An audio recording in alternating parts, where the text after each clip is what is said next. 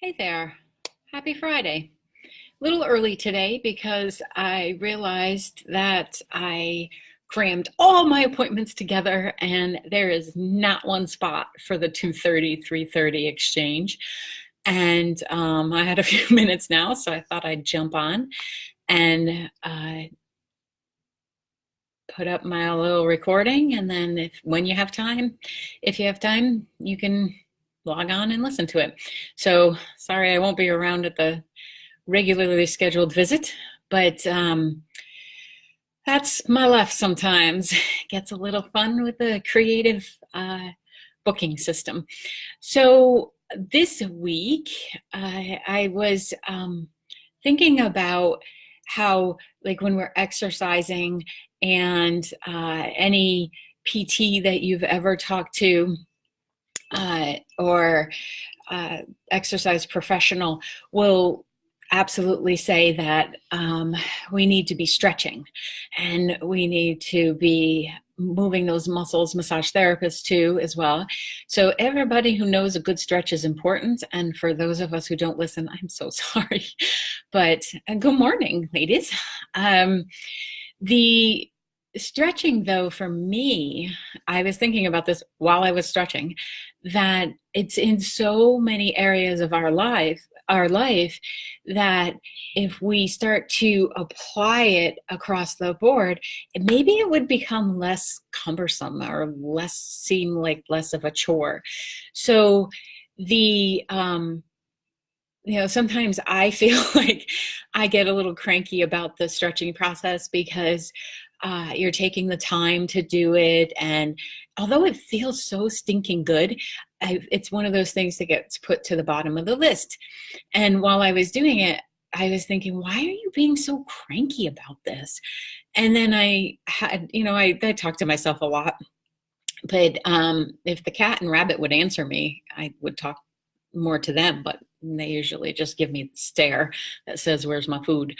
So what came back, though, was that I was resisting, which is not fantastic in the stretching capacity because you'll hurt something.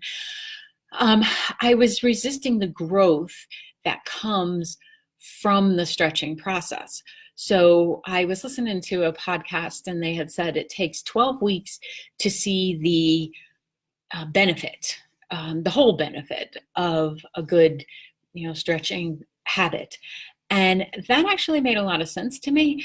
And it also gave me something to, shoot for, that I was working for the kind of the long haul rather than the immediate response. So even though I had a toot about it this week, a couple times, had kind of a toot this week. So thankfully I mostly keep it inside. But the process, I realized, is very similar to when I see someone who has a lot going on in their life and they're wanting to change, but they're so resistant to the change because they're not quite sure what that means, or they just don't want to stretch. There's some fear in allowing themselves to be in that stretch and the vulnerability of it, that they just don't want to go there. But so I thought this week will be a good time to talk about it because I faced it a couple times this week, and I think we're always our own greatest teacher. And I feel like a lot of the stuff that some people go through is very applicable to most people. So if you find that you're resisting change, or you're cranky, you are distracted, that's another method that tends to show up with when your soul is feeling like it's ready to grow, but the human self is putting up a bit of a fight, is you'll see that in your behavior, like you might be resistant to the shift or the change, and you'll be distracted because there's it's not always in our benefit, but there's some protective mechanism of the subconscious that says, well, this might be work and I'm not sure I want to do that. I think if we drop the resistance, it's like when you're going into a deep stretch. If you take a breath and you kind of fold into it and just kind of melt, that the stretch can be deeper and it can be more fulfilling. And the soul learning, emotional, spiritual, all of that learning is the same as the physical components. You got to work those muscles. You got to be willing to put the time in to see the results that come from it. But that I wanted to point out a few areas that people get down on themselves about, and they'll be like, I'm so distracted, I can't pay attention, I'm cranky, I just want to sleep, I'm really digging up old patterns and old ways of being. Those are all indications that your soul has already grown and you just forgot to take the human part with it. So what you could do in that time is you can ask, okay, well, what is the growth here? Like, what is happening that I am holding back on? I think it's your greatness. I think it's everybody being willing to see themselves as great would contribute to our universe if you did something with it. And you didn't get a fat head so you can't fit through the door. So if you bump up against those feelings within you, maybe you need to eat, maybe you need to take a nap. But if you bump up against it continuously, you're ready to grow. And I think that means that you look for that coach. And that coach can come in the form of a friend who says something, a book, a movie you watch. It can be an actual coach. Hi. It can be a new dynamic in the relationship with whomever you use for your therapist. It comes in, so it could be your kids. They're the best coaches about how to be open to growth because they're in it. Like, they move on to the next school year automatically, and we don't think too much about it except the purchase of supplies and the clothes and stuff that they need. But we expect them to learn new things. That doesn't change just because you've grown and you've had a couple extra trips around the sun. Excuse me. Been a little under the weather this week and got a little scratchy throat there. So the idea of becoming aware of when you're bumping up against your edge, like when you're feeling like, or I just don't want to go there, that is when you need to go there. So start asking the questions, the who, what, where, when, why, and how. How can I grow in this moment? What information do I need? What am I resisting? What am I so afraid of? Being amazing? Don't be afraid of that. It's kind of fun. Where could I possibly find information that could help me take the incremental steps that then I move forward and I become more comfortable as I go?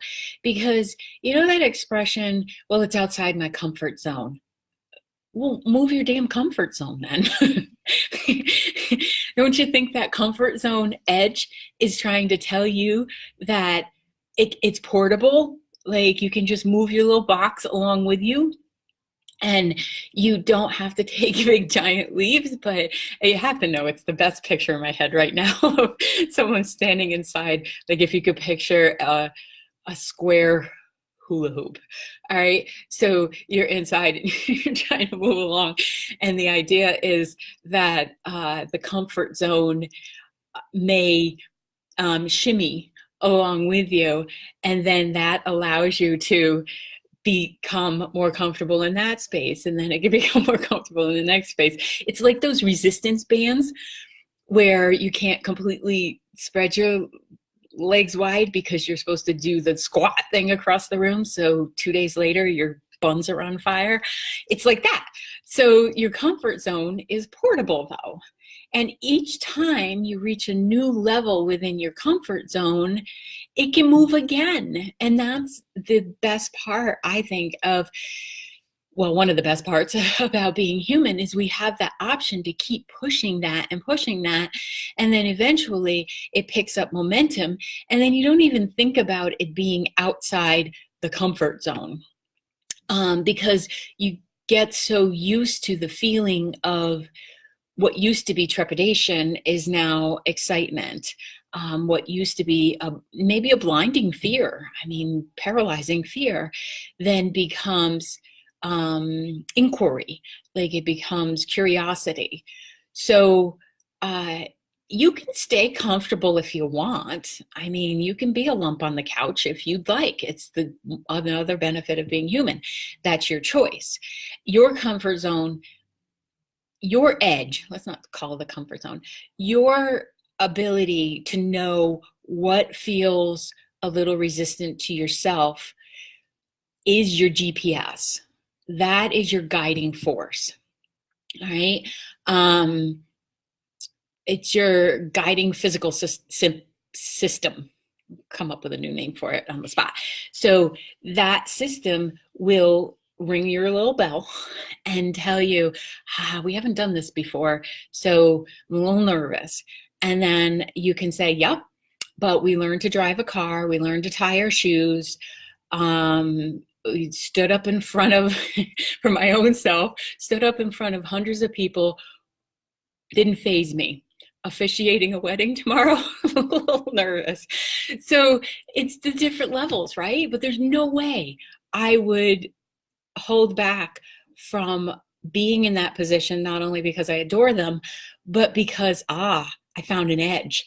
And then after that edge is addressed, that one goes in my box. I'm capable of doing it. For dear friends and loved ones, not everybody. And then it no longer comes up as a potential blocker of, my own enjoyment, my own expression and experience in this lifetime. So imagine if you were playful with that edge, and you allowed yourself to get your tippy toes right up to it, and then ask yourself, what am I really afraid of here? Like, what could possibly go so well that I would regret doing this? Nothing, because it's going to go well. Why would you regret anything that you moved forward on and anything that you achieved? So the stretching part of it is being willing to say, I don't know. I don't know how this is going to go. I don't know if I'm going to, freeze in the middle of it. I don't know if I'm going to not have all the answers. It's brilliant to be able to say, I don't have all the answers, because that takes a little bit of pressure off of this edge. When you know you can't possibly have all the answers, you're willing to test things, try things out. So, and then the beauty of that is you start becoming so comfortable with your own self and trusting in who you are that you just roll with things. Like today when I looked at the schedule and went, whoopsie, forgot to leave that 2:30, 3 o'clock spot open. I was like, so I'll find a few minutes in between. This is not brain surgery, really. It's not. It can work on your brain, but it's not brain surgery. So what are you going to do this week that takes you to the place of acknowledging your edge? I think it's vitally important to give yourself permission to acknowledge that edge and not feel like you have to jump off of anything. Okay. So if you, this week alone, you just acknowledged what an edge was and what that feels like, and you got that entered into your own operating system, then when something presents itself, you'll recognize the nervousness, but you won't be panicking because you have that feeling. You'll know what it is, right? So it's a vibrational frequency that all of us operate on. We're all energy bouncing around, right? So once you learn those frequencies, they become autopilot, and then you'll know, oh, that's a nervousness associated to this. oh, that's me pushing my my comfort zone, doing the crab walk to the side. So what are you going to do this week? What are you going to, how are you going to be open to tapping into and allowing that feeling to present itself? And then once you get comfortable with that kind of uneasy feeling, what then are you going to do to take a step beyond where you are? Because if you stay in your comfort zone, you are not only going to feel miserable after a certain period of time, because that soul is always, always requesting us to grow. You're going to stagnate. Frustration usually follows that, resentment, anger, super cranky person. Or, well, let me throw another and in there. Many, many more lifetimes. So every time you put something off and you decide you're not going to grow, hello, more lifetimes, because you're going to do it eventually. I figure the more I can get done in this lifetime, then there's one that where I can just coast for a little bit. So front load this process. So make a commitment to yourself that this week you will become familiar with what that edge feeling feels like. You will take one small step forward, sideways, do not go back. And then take that step and then celebrate that step. All right. So thank you for all of you who signed on. Maybe this is a good time to do it because there's lots of lovely ladies here today. If you feel like you would like a little bit of accountability, feel free to private message me what you're planning on doing. If you really want accountability, message the whole group and let them know how you're planning to go about this. Be kind to yourself as you're doing it, but don't chicken out. Don't bail on yourself. That's not cool.